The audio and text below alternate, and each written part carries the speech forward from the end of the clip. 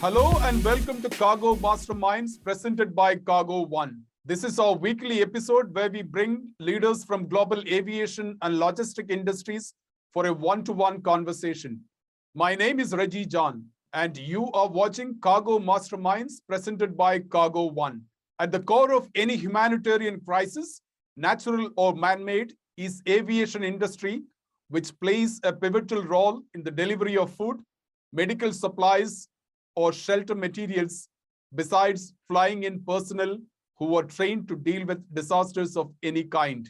Air services are particularly essential in situations when crumbling infrastructure or ongoing conflict effectively cuts off ground access to entire regions. Airlink, formed in 2009 by the philanthropic arm of International Society for Transport Aircraft Trading, supports individuals and institutions that promote the advancement of commercial aviation and humanitarianism. It is a rapid response humanitarian relief organization that connects airlines and pre-qualified nonprofits to help communities in crisis. Airlink harnesses the power of aviation to save lives and rebuild communities in the aftermath of natural and man-made disasters. My guest today is Steve Smith, President and CEO of Airlink. This episode of Cargo Masterminds celebrates and salutes the air cargo industry and Airlink for coming together to rebuild human communities every time a disaster strikes to destroy homes and hopes. American actor Harrison Ford, in a video message supporting Airlink, says, and I quote, "There is nothing particularly glamorous about what Airlink does, but what they do is essential." Steve Smith joins me in this episode of Cargo Masterminds to discuss what Airlink does in a world where humanitarian crisis is on the rise and how Airlink prepares to increase its reach. Prior to joining Airlink in 2013, Steve held a number of international leadership positions across aviation, nonprofit, public relations, and information technology. As the president and CEO since 2018, Steve Smith leads Airlink to increase its resource base and global impact. Steve, welcome to Cargo Masterminds. Such a pleasure to have you as our guest today. Great. Thanks so much, Reggie. It's great to be here. I really appreciate you talking to me today. Steve, let's start with your decision to join Airlink in 2013. And in 2018, you became, or you were appointed the president and CEO of Airlink. What led you to join Airlink? Yeah, I mean, it's really interesting, you know. I was always very interested and impressed with the mission. As you said, I joined in 2013, so Airlink was formed in 2010. And prior to that, I worked at Rolls-Royce, and I love the sector. I love the aviation sector, but I also had held other positions within the nonprofit sector prior to that. And I really like the simplicity of the model. Helping nonprofits with airlift is just so simple. And it's something that really has a material impact on helping them go and achieve their missions. Because as we know, during disasters, forget COVID, we can talk about that in a second, but prices usually spike, capacities constrain. And so, you know, airlift to be able to move disaster responders and their cargo in is really critical. So I was pretty excited about that. Okay, Steve, let's look at 2020 and give us a sense of Airlink's activities in 2020, besides, of course, COVID. Sure. You know, we're on track right now to support programs that will help 7 million people this year. You know, some of our notable programs: Operation Airlift India. Despite all of the operational challenges we had, Airlink sent nearly 300 tons of oxygen-related equipment over a number of 22 different shipments. 13, over half of them, 13 were supported by one of our most important partners, United Airlines. And then, you know, following that, Nepal, we actually chartered an IL-76 into Kathmandu at a critical time when the Delta virus had moved on from India. It was still in India. But carrying protective gear and even hospital beds, 30 hospital beds. And we estimate probably 900,000 people were impacted by the support and aid on that flight. And more recently, we've been involved in the Haiti earthquake response. So Airlink recently funded and coordinated 2 charter flights that have moved 71 tons of critical aid to support over 2,000 families. And overall, we provided support to 60 nonprofit relief partners and which has really resulted in estimates of 40,000 people getting access to clean water, 23,000 people receiving shelter and non-food items. And recently, we've also been able to reach new countries that we've never been to before: Cambodia, Ghana, Guyana, Kenya, South Africa, Sri Lanka, and Zambia. So we've been pretty busy.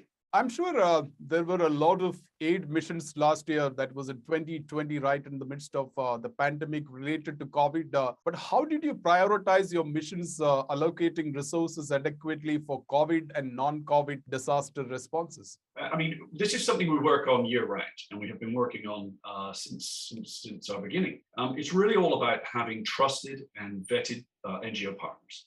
And so we have a process, application process, peer reviews that they go through in order to make sure that they are obviously legal, have good operational history, and we know who we're working with. That's the first thing. Then we work with regional coordination bodies to ensure that the most acute and priority needs are being met. We work with whichever the state can sort of lead response actor is to understand what the priorities are. And ultimately, it does also, as long as it's one of the priority items, also practically come down to who's ready to go and who can move quickly.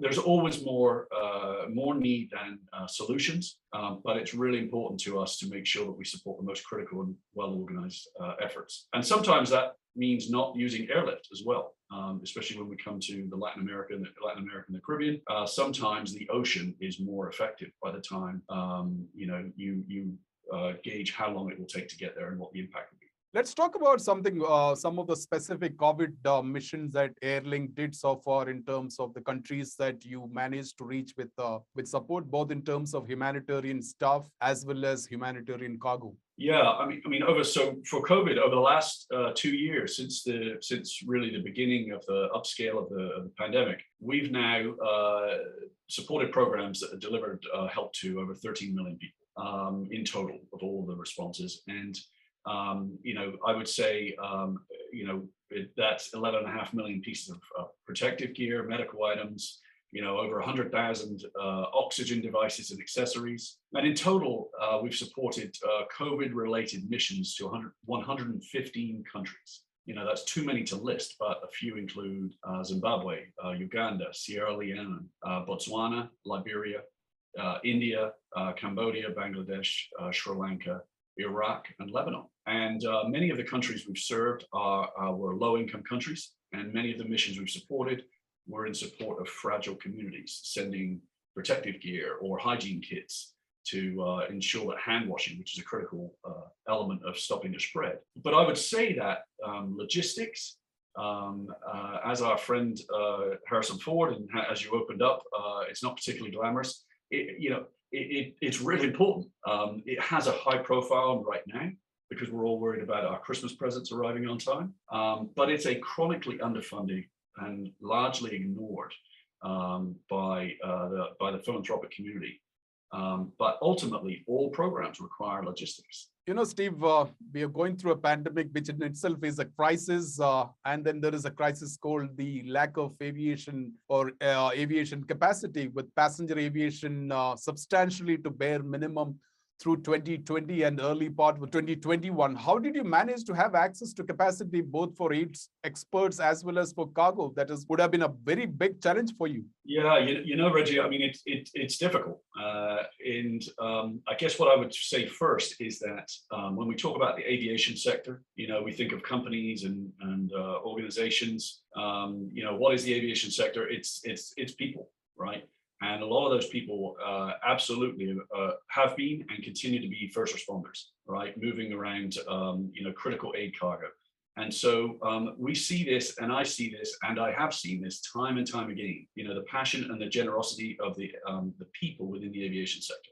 There's no doubt about it. I think second, though, it's becoming somewhat of a change in the way that Airlink operates, because as you said, there's less capacity. And so it is oftentimes our responses now, and I mentioned a couple of examples, our Operation Airlift India and even our response in Haiti. It's less about a free of charge flight, which has been sort of our MO, until now. It's more about being a reliable partner. Organizations need to be able to get their people and their supplies there to support their partners on the ground. And so, that's what's really important. That's what makes an impact. In terms of Airlinks, support, one thing that I would say is, we have many friends in the aviation sector. That also allows us to identify unique airlift options, aircraft carriers that maybe some of the traditional response organizations, entities are not looking at. And so that's also something that we can bring to bear. Let's talk about your partners, and you have two sets of partners. You have the NGOs, the non-profit, and the airlines. Tell us the current number of NGOs and airlines you work with as partners, and going forward, I'm sure that that's something that you want to increase the number of partners with Airlink. Yeah, that's right. I mean, listen, I would say that our marketing number would be over 50 carriers and over 150 NGOs, nonprofits. And that is true, but the carriers and the NGOs change by region and response. There's no one NGO that does everything. And the humanitarian sector is vast and an often disjointed landscape. And likewise, there's no one carrier that flies everywhere. And that's really, I think, the beauty of Airlink, that we're bringing them together to collaborate. Because one thing that NGOs do have in common is that they need to transport people and supplies to places impacted by disasters. And to do this, we're connecting those carrier networks to create a super network. Let's talk about how do you actually, how do NGOs and airlines qualify to become partners in Airlink? Do you have any specific process? I believe NGOs needs to be, or nonprofit needs to be pre-approved. That's right. That's right. All of our partners need to be pre-approved. That's a pretty quick process. There's no cost to NGOs to apply. We look for we have a whole application process and structure, but we're looking for peer references from other nonprofits that have worked with NGOs. We're looking at their financials. We're looking at their legal status. We have a peer review committee process and an internal review committee process. And so it's really important to know who we're working, because oftentimes there are many organizations that are very well-meaning, but maybe not tremendously well suited to certain missions, and could cause follow-on significant issues for the response. And so we need to be careful of that. In terms of the carriers, we're from the aviation sector, as you said. We were founded by ISTAT, the International Society of Transport Aircraft Trading. And so, the key here, as we look to more partners, more carriers, is about how we can come together to solve issues, not just how, hey, can I please have a new flight, or can I have some space on the belly of your plane, or on your main deck? That's what we're looking for when we engage partners. Is an approach and a sense that, okay, how can we come together to solve problems? Besides the NGOs and airlines as partners, you also need a steady list of sponsors to keep the humanitarian supply chain going. How easy or difficult has it been for you to have sponsors who believe in your mission? Yeah, I mean, we have a small but growing and loyal donor base, and but what I would say is that it's a difficult task to raise the profile of logistics and the role we play. And I'm sure you know this, but I'll mention it anyway. Is that there were some studies done a little while ago that state that 60 to 80% of all funding that's raised for humanitarian response, 60 to 80%, goes to some element of the supply chain. So that's not just airlift. That's purchasing. That's warehousing. That's a whole manner of things that would go into the supply chain. But it's so significant. And so when you see ads of kids or various different programs that are very heart-wrenching and very compelling, 60 to 80% of that funding is going to support some element of the supply chain. It doesn't get there unless it gets there. And so it's not just about cost savings. I think that the simple fact is that many response efforts would not happen if Airlink was not there, and we weren't able to pull together the aviation sector and carriers, donors, with those resources. You are dealing with the disasters, both natural and man-made, and they are sudden and you can't prepare for them. What does normally happen at the Airlink emergency control room when a disaster strikes and you are called for help? Reggie, actually, we are preparing for them. And this is a big shift in our programming over the last couple of years. There's a lot more focus on the word I'll use is preparedness. And so what does that mean in a simple sense? It's really having carriers, the nonprofits, and these disaster coordination entities talk in advance, right? And we've had something we call our regional response framework in place for a couple of years now. And in practice, as I said, this is really about establishing a forum for them to discuss logistical challenges prior to, during, and after the disaster occurs, so that we can be more planned and ready. But of course, you're right. We don't know exactly when and where the disaster can strike. But there are key geographies and seasons where and when things will occur. Now, when we do respond, we have clear internal operational protocols that sees the organization, not just the staff, but also our vast volunteer network, mobilize and identify the support for the highest priority needs. Steve, in your experience, 2013 onwards, it's been about 8 years. Can you recall some of the most difficult missions that Airlink has taken up so far? I would cast back to responding to the explosion in Beirut. Last year was in 2020 was a very difficult assignment. But I think indicative of Airlink's skill and role as a disaster logistics expert for the humanitarian sector. The explosion, you'll recall, a neglected stockpile of fertilizer left at least 200 people dead, 6,500 people injured, and according to local officials, 300,000 people were left homeless. And so,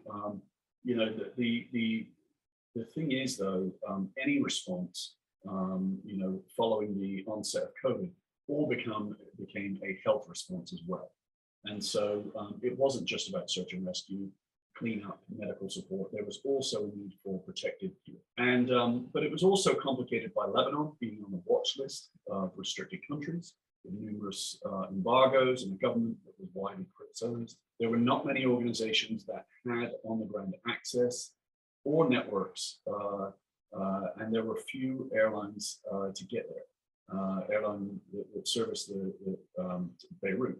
But Airlink had the connections and the experience to navigate those import restrictions, and we're very well connected with a partner that was very capable on the ground. And we had the response, we had the resources to respond not just instantly, but over the following 6 months. Because once things leave the media, things aren't over. We still need to continue to respond. And in total, we coordinated almost 100,000 pounds of critical humanitarian aid.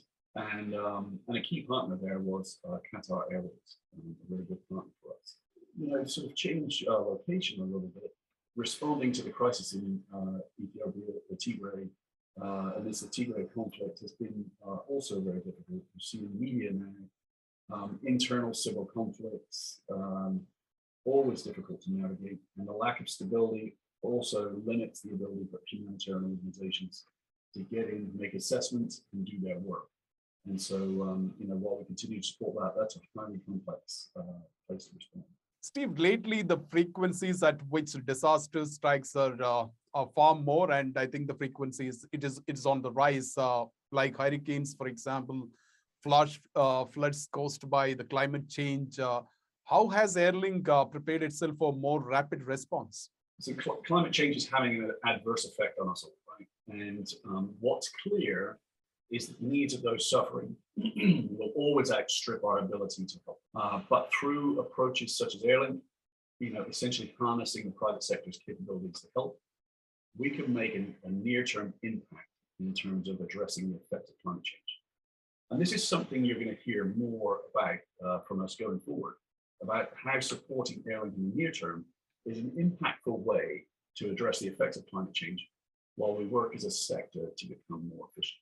Steve, are you happy with the participation of airlines in Airlink's mission, and how do you intend to increase the number of airline partners and your list of sponsors? Yeah, that's a good question. Listen, we always need more support. And we welcome a discussion with any carriers and donors interested in joining the Airlink community to support humanitarian response. We certainly need as much help as we can get, absolutely.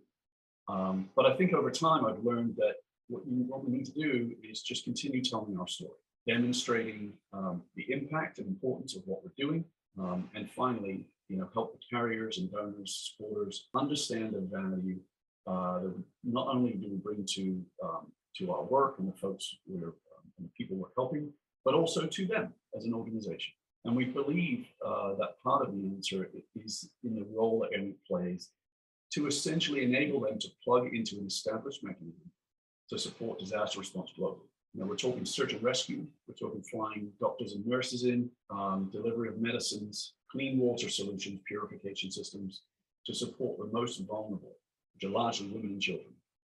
And supporting Airlink means that you are supporting all of these initiatives by plugging into this existing framework.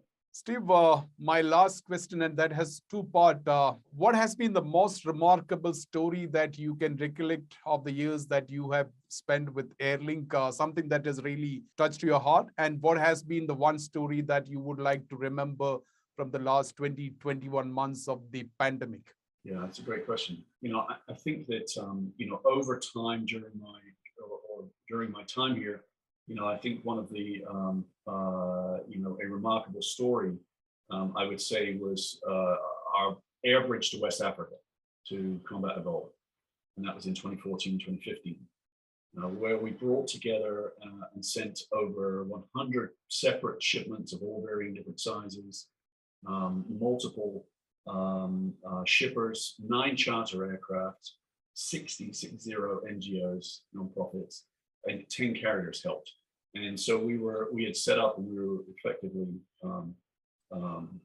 executing a hub and spoke mechanism, because you'll remember at the time, many carriers, aside from 2, did not continue to fly into West Africa. And so our ability to rally the aviation sector to fly to other places, and then we would charter in. And so that was a really important and exciting response, that we were able to bring something different and add value. But I think the second part of your question, which I think is the last 20 months, COVID related, has got to be our Operation Airlift India. And if I could sort of take you back, at the time we mobilized, the WHO had reported that India accounted for 40% of global cases and rising at 2 million a week.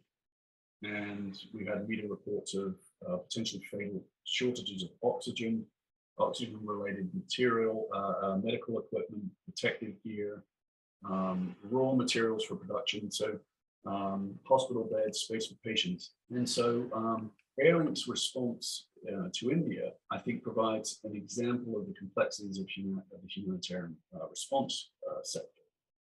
And we were able to navigate customs duty issues, a requirement that goods had to be shipped directly to the state within the country. India is a big place, and cross-border transportation was not tremendously viable, and a requirement that aid had to be consigned from our international nonprofit partners directly to state-recognized local partners. And so this presented a whole series of knots that tied the hands of many organizations who wanted to help.